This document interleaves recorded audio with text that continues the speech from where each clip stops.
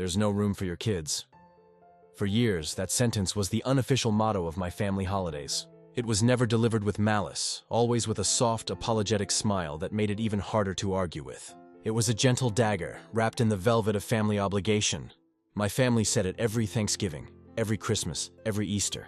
But there was always, without fail, space for my sister's twins, Theo and Piper, and their perpetually shedding golden doodle, Mocha. I learned to stay quiet, to nod, to accept the logic that never quite added up. I became an expert in swallowing my disappointment, repackaging it as understanding. But this year, I did something different. I bought a penthouse in New York. And when I sent a single picture of the skyline from my new balcony to the family chat, my sister Lily's reply was instantaneous. "We're packing our things right now. My name is Michael. I'm 35 years old, an older brother by 2 years, divorced, with 2 incredible kids. Jonah is 9, a thoughtful boy with a mind that works in quiet, fascinating ways. Ava is 6, a whirlwind of bright energy and laughter. I work as a front desk administrator at a hotel in Midtown Manhattan. It's a job that sounds simple but is, in reality, a masterclass in human psychology. I apologize for elevators that have decided to take an unscheduled vacation. I soothe hysterical bridesmaids at 2 in the morning who've just discovered the floral arrangements are blush instead of bashful pink. I remember to smile with my eyes when my face is so tired it feels like a mask I can't take off. I know how to get red wine out of a white carpet and chewing gum out of thick wool.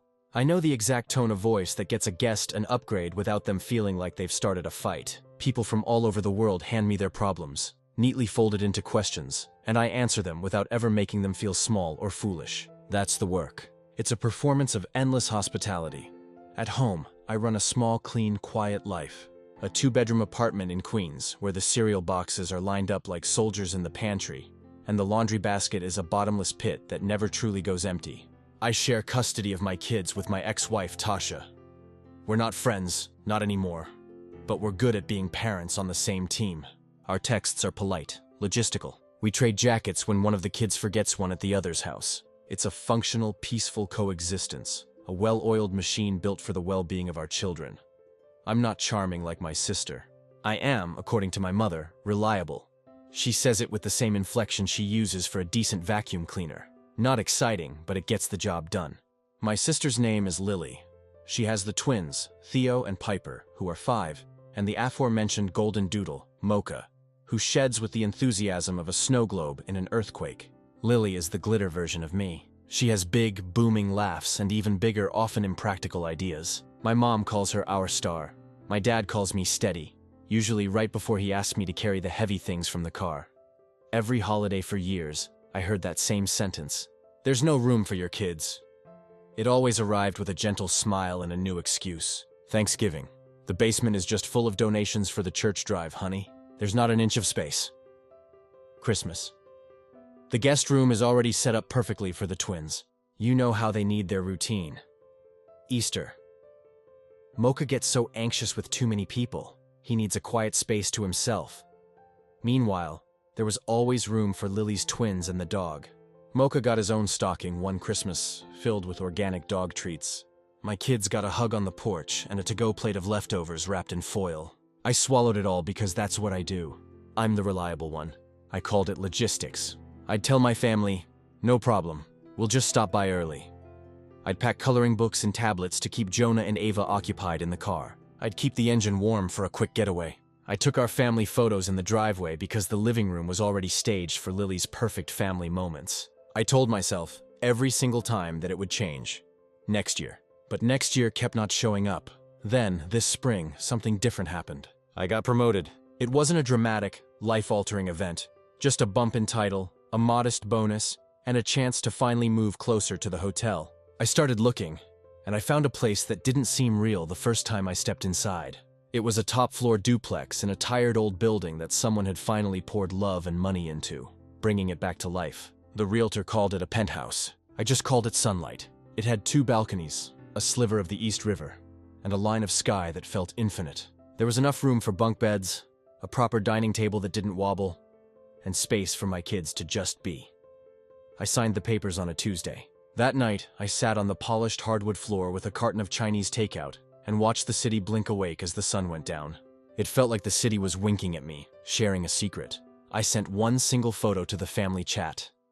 A picture of the view, the sky turning a deep shade of purple over the glittering lights. My mom replied with 20 exclamation points. My dad wrote, "Proud of you, son." Lily wrote, "OMG." And then, a moment later, a second message from her appeared. "We're packing our things right now." I felt that old, familiar knot twist in my stomach, the one made of resentment and unspoken frustration. But then, strangely, it loosened. It was as if seeing her words in black and white, so bold and presumptuous, finally severed the rope. I set my chopsticks down on the cardboard lid and typed back slowly, deliberately. "This isn't a hotel. We're not doing that." It didn't start with the apartment. It started with the 1,000 tiny cuts of being made to feel like an afterthought. The first year I brought Jonah as a baby to Christmas. My mom had called and said, "Just stop by for hugs and dessert." There's so much chaos with the twins, you know how it is. When we arrived, 2 brand new high chairs sat at the dining table, complete with little place cards bearing the names Theo and Piper. I stood in the hallway by the coat closet, bouncing a fussy Jonah on my knee, while Lily laughed and said, "Oh my gosh, we totally forgot your little guy needs to sit too." My dad just shrugged and said, "We'll make do." And then Mocha, the dog, jumped into his lap, and nobody even considered moving the dog. The Christmas after that, my mom called a week before. "Full house, sweetheart. The twins are finally sleeping through the night, and we can't risk disrupting them. Come at 8 for coffee and muffins. Presents are at 10. We arrived at 8, and by 9:30 it was clear we were just a pre-show. Through the window, as we left, I could see the tree glowing, the twins in their matching pajamas, and a mountain of presents. I told Jonah we'd do our own gifts at home. He was too little to know the difference, but I knew.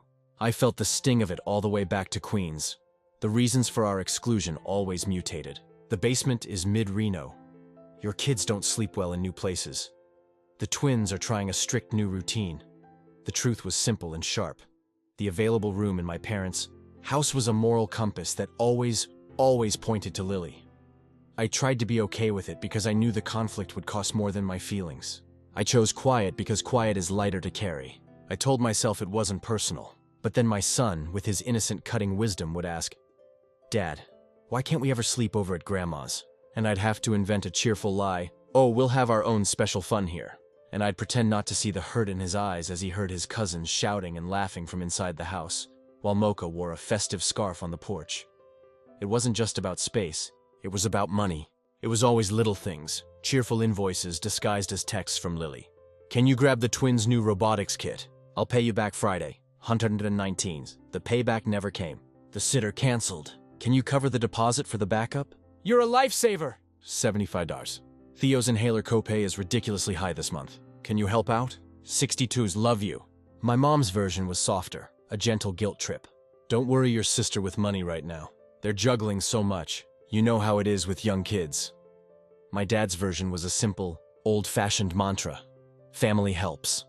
My version was my banking app at midnight, and a spreadsheet I named Lily IOU that I filled out for 3 months before closing it for good, because looking at the running total made me physically angry. At work, I was the person who made sure other people felt welcome. "Of course, we have space for your whole party." "Absolutely. Let me see what I can do about a room with a better view." I comped upgrades and made room out of thin air. I was a magician of hospitality, and by mistake, I carried that skill into my family. I moved things around inside myself, rearranged my own needs and feelings until everybody else fit. Except me. It looked like generosity from the outside, but from the inside, it felt like erosion. The worst scenes were always the small ones, the ones no one else would even notice. One Easter, Jonah, so proud, walked in with a single dyed egg he had made at school, held carefully in a paper cup.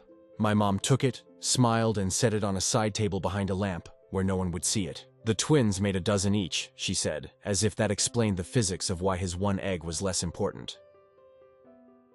One Thanksgiving, Ava sat on the floor with her plate because there were no seats left at the kids' table. My dad chuckled and said, "Well, she's young. Gravity works different at 6. And Lily taped Mocha's art, a paw print made in gold paint, onto the fridge and laughed when she saw me notice. "He's family," she said with a wink. I raised the topic once, just once. I used calm numbers, a neutral tone. "We drive an hour each way. We come early. We leave before dinner. It's getting hard on the kids." My mom sighed, a long, theatrical sound. "Oh, Michael, you're making everything so heavy." Lily jumped in. Don't you dare guilt trip me just because your kids are high energy. They're children, I said, my voice tight. Exactly, she said, smiling, as if she had won the argument. I tried to set small, reasonable boundaries. Please ask before you use my Amazon Prime account. Please don't save my credit card to your Instacart. Please don't send me Venmo requests with no explanation, Lily would reply with a thumbs up emoji. And then, within a week, do all three things in a row. I once saw a delivery tip for a pizza place in Brooklyn charged to my card. She said it was an accident. It kept being an accident. Why didn't I blow up? Because blowing up would become the story. I would be the villain. My mother has a way of holding her breath that makes you feel like you've just shattered a priceless antique. I learned to make repairs before the break even happened. So, I didn't announce the penthouse. I let the contract close, felt the cool metal of the keys hit my palm, and felt the blood return to my face. I walked through the empty, echoing rooms and pictured my kids actually staying, sleeping, eating breakfast, leaving their socks in places that would annoy me in the most wonderful way. I put my hand on the cool metal of the balcony rail and imagined telling Jonah, "Yes, we live here." I thought very quietly, the word, mine. I told them with a photo because I didn't trust my voice not to tremble. The photo did what photos do. It invited a story I didn't write. "We're packing our things right now," Lily had typed. Not a question. Not, "Can we come see it?" Not even, "Can we stay for a weekend?" Just a declaration wrapped in digital confetti. The old me would have already started moving furniture around in my head, making lists, choosing sheets, finding a spot for a dog bowl. The new me pictured my kids' bunk beds and saw no room for somebody else's permanent maybe. I work at a hotel. I've seen guests turn a weekend stay into a month-long residency. I've watched people decide a space is theirs simply because they liked the way it felt to be there. I've learned that the only sentence that truly matters when you hold the keys is, "Here are the policies." I needed one for my life. I typed, "This isn't a hotel. We're not doing that." And for the first time in my family, I sounded like me. The call came before my phone even hit the table. It was Lily. "Haha, you're funny," she said, her voice breezy. "So when should we bring the playpen?" "You shouldn't," I said, my voice even. "What?" "Lily, we can use the second bedroom. The twins don't mind sharing. I'll put Mocha's bed out by the balcony. He loves fresh air." "There is no Mocha bed here," I said. There was a beat of silence. Then, the shift to offense. "You're serious?" "Yes, but Michael, we're family, exactly. Which is why I'm finally telling you the truth." She made a small, calculating sound. The sound of her deciding which strategy to try next. She picked pity. "Our landlord is being impossible. We just need a landing pad. A month, 2 at the most." "I can host you for dinners," I said. "I can't host your household." "You're punishing me for Mom's rules about the holidays," she shot back. "This isn't about the holidays. This is about my home." Then my mom jumped in on a 3-way call, as if she'd been waiting behind a curtain for her cue. "Michael." "Hi, Mom. I'm hearing you're refusing to help your sister." "I'm stating a boundary," I said, falling back on my front desk voice. The one that makes drunk businessmen hand back their room keys without a fuss. "Boundaries are so trendy," she said, as if she were talking about fashion boots. "They're also real," I replied. "You have the space," she said, her voice bright and eminently reasonable. "We don't. It's simple math." "It's my space," I said. "That's the math." "We have always made room for Lily's family because they have more moving parts," Mom said, her voice laced with martyrdom. "I have 2 moving parts," I said, my patience fraying. "They're called my children." "Your kids are loud at night," she said gently, a new tactic. "The twins sleep like angels." "Mocha barks at the air," I retorted. "And we all keep pretending that's adorable." "Don't be cruel," she said, the word landing like a slap. "I'm not being cruel. I'm being clear." Dad clicked onto the call late, as always. "What's all this?" he asked, as if he'd just walked into a movie after the good part was over. "Your son bought a penthouse and doesn't want his family in it," Mom announced, turning the volume up on her victimhood. "It's an apartment," I said tiredly. "And I don't want you living in it." Lily's voice sharpened again. "We helped you, Michael. We were there for you." "How?" I asked, genuinely curious. "Emotional support," she said, the words sounding hollow. "I've sent you $200 since January," I said, the dam finally breaking. "Receipts available on request." Mom inhaled sharply, a sound like a curse. "No one is shifting blame here," she said, which was family code for, "You told the truth out loud, and now you've made everything ugly." Lily pivoted. "Fine, not permanent, just Thanksgiving." We'll host it at your new place. It'll make up for everything. No, I said. That's non-negotiable, Mom said, floating the words like they were delicate balloons. It's entirely negotiable, I said. And I'm negotiating no. You just want revenge for all the no-room years, Lily accused. I looked at the empty wall where a clock would soon go. I pictured Jonah and Ava, their little backpacks by the door, the way they run into a new room like it owes them nothing and everything all at once. This isn't about revenge, I said, my voice steady again. It's about closure. And it's about my kids finally having a place where they come first. Dad tried his usual deadline. Family helps family. Family also respects family, I countered. Lily sighed dramatically. You're going to regret this. I'm going to assemble bunk beds, I said.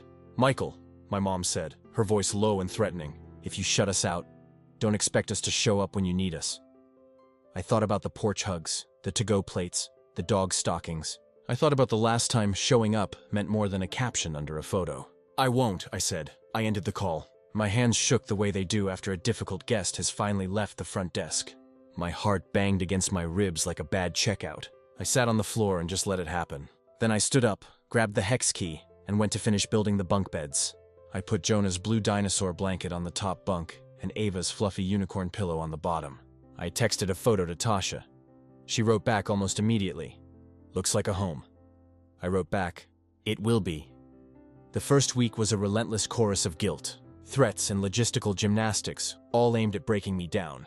I kept my phone on silent and only answered when I had the emotional bandwidth. Mom, your grandmother asked why you're excluding the family from our traditions. Me. We're creating our own. Mom, you sound so cold. Me. I sound clear. Lily, can you at least store a few boxes for us until January? Me. No storage here. Lily. We'll pay you. Me. No. Dad. Your mother is very upset. Me. I know. At work, I practiced my yes elsewhere. Yes. We can get you a late checkout. Yes, I'll print your boarding pass. Yes, we'll bring extra towels right up. It felt good to be generous in a place that was built for it. And coming home to a door I could lock, to a rule I had made and kept, felt like rinsing my brain. Lily's lease actually ended. She pushed harder. Just 2 nights, Michael, while the movers figure out the truck. I offered her my hotel's friends and family discount code. She said I was being corporate. Then she showed up anyway. With a Peloton bike and 6 massive Rubbermaid bins. The doorman called up. Sir, there's a delivery here insisting it belongs to you. I went downstairs. There was Lily, dressed in expensive athleisure. The twins were climbing a stack of boxes. Mocha wore a bandana that said City Boy. Don't be dramatic, she said as I approached. It's temporary. You ignored what I said, I stated, my voice flat. Because you're being unreasonable. I turned to the doorman. It's not mine, I said, clearly and calmly. You're really going to do this? She asked, her eyes welling up. I already did, I said. People watched. That's the worst part of boundaries, the audience. But no one booed. A man held the door for an extra long time, pretending to check his mail. The twins just looked confused. Mocha tried to lick a sign about no unregistered animals. It was almost funny. Lily called Mom on speakerphone right there in the lobby. He's refusing to help. Mom's voice tinny through the phone. Michael, compromise. I looked at the mountain of stuff. 1 suitcase each for 2 nights, I said. That's the compromise. You brought a gym. Lily's friend with a van eventually came. They left angry. Anger is so much easier to carry than boxes. The first weekend with Jonah and Ava in the new place, we did everything wrong, and it was perfect. We ate pizza on the floor. We let a cartoon play for 5 episodes in a row. We made hot cocoa that was far too sweet. I showed them the view from the balcony. Jonah pressed his forehead to the cool glass and whispered, Is this all ours? I said, It is when you're here. Ava looked up at the night sky. Even the sky? That part we borrow, I said, like a library book. She accepted that with a solemn nod. Sunday night, they slept like they were melting into their beds. I sat on the balcony and listened to the city. Someone down the street was playing a trumpet badly. It sounded like trying. Then the holiday planning messages started. Mom. So, Thanksgiving at your place. I'll bring the turkey. Lily will handle the sides. You just make space. I typed, no. She typed, we already told the twins. I typed, tell them plans changed. Lily, we're doing it there. You'll thank us later.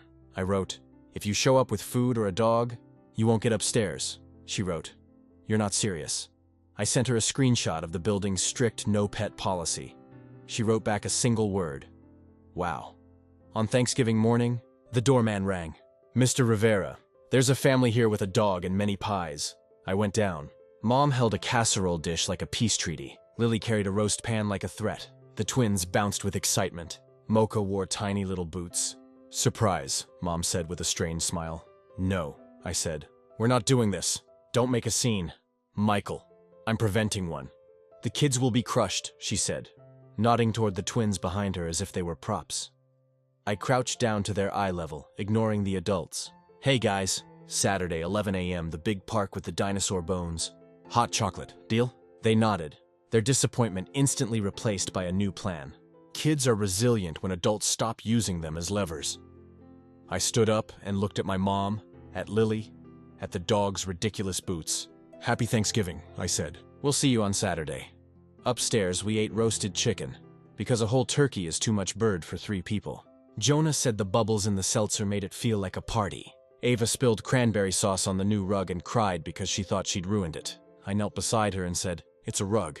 We clean rugs," and we did. We watched the parade replay on my phone and made a game out of judging the floats like we were world-renowned experts. It was stupid and perfect. My mom's Facebook captions that day were all about gratitude and family near and far. No mention of the lobby standoff. That's how family PR works. It used to bother me, that curated reality. But it rolled off me this time, because my kids were licking whipped cream off their spoons, and my sink had 1 pan in it. Instead of 20 dishes I'd be expected to wash while everyone else said thank you from the living room. December brought a fresh wave of asks dressed up as traditions. "Cookie exchange at yours?" "No." "Twin caroling party on your balcony?" "Absolutely not. Mocha hates fireworks. Can we use your place on New Year's so he feels calm?" "The dog can meditate," I wrote in my head, and then typed simply, "No." The pushback came in standard issue phrases. "You've changed. This money has gone to your head. We miss the old Michael." The old Michael was always available. The old Michael said yes, and then found a way to survive it. The new Michael said no, and then sat in the discomfort until it turned into air. My home became easy. It stopped being a symbol of my defiance and turned back into a place. A place where someone leaves a sock under the couch and you find it 2 days later and laugh instead of sigh. Jonah built an elaborate Lego city on the coffee table, and Ava named it Yes Town. I taped their drawings to the fridge and stopped straightening them every time I walked by. The balcony grew a basil plant that, against all odds, lived. I stood out there one night and listened to a siren rise and fall and felt, honestly, deeply grateful that I could choose when to open my door. Here's what I learned. Written plain so I don't forget. A boundary is not revenge. It's a home policy. I work in hospitality. Hospitality without policy turns into harm. Welcome is not the same as take whatever you want. The front desk taught me that. My family taught me the rest. I don't need them to agree to make my no valid. I don't need to audit the past to justify the present. The past is obvious if you've lived it. "No room for your kids" was a door slammed in my face, just dressed up as a pretty paper wreath. I kept knocking anyway. This year, I stopped knocking and used my own key somewhere else. I sent one final email in January. Not a manifesto, just a simple memo titled "Going Forward." My apartment is not storage, a crash pad, or a pet-sitting service. Visits are planned, short, and on my calendar. Surprises will be turned away. No one uses my address or my accounts without written permission. If an event excludes my kids, I will not be attending. This isn't about drama. It's about clarity. "Love is not measured in square feet or dog boots," Mom wrote back. "Understood," with a period that felt like a sigh. Lily replied, "You're so corporate." And then, a week later, she asked if I could look over her new lease. I did. I highlighted 3 lines and wrote, "Don't sign until they fix these." She sent back 3 heart emojis and a thank you. I am not a villain in her story. I am a person with a spine, and those 2 things can coexist. Last weekend, we all met at the park. The twins and my 2 ran until gravity finally negotiated a truce with them. Mocha wore a sweater, which I pointedly ignored. My mom handed me a thermos of coffee like a peace offering. "You look good," she said. "You sound rested." "I am," I said, and I was. We watched the kids invent a game with rules that changed every minute, and nobody cried. That felt like a forecast. I walked home with Jonah on one side and Ava skipping on the other. We stopped for bagels. We climbed the stairs to our apartment. I opened our door. The air inside smelled like cinnamon and warm dust. Jonah yelled, "Yes, town!" and immediately dumped a bin of Legos onto the floor, diving back into his world. Ava dragged her little stool to the kitchen to help me stir nothing in particular. My phone buzzed with a notification from the family chat. Lily had posted a photo of her new spacious apartment. "Finally space," she wrote. Mom commented, "See? It all works out in the end." Dad wrote, "Game on at 7. I put the phone face down on the counter and turned on the kettle. I'm still reliable. I'm still kind. I'm just not a lobby anymore. And there is room here. So much room. For my kids. For our noise. For our small, ordinary holidays where nobody asks us to be quiet in our own house. For a basil plant that refuses to die. For me, on a balcony, breathing like a man who finally decided the welcome sign on his own front door belongs to him."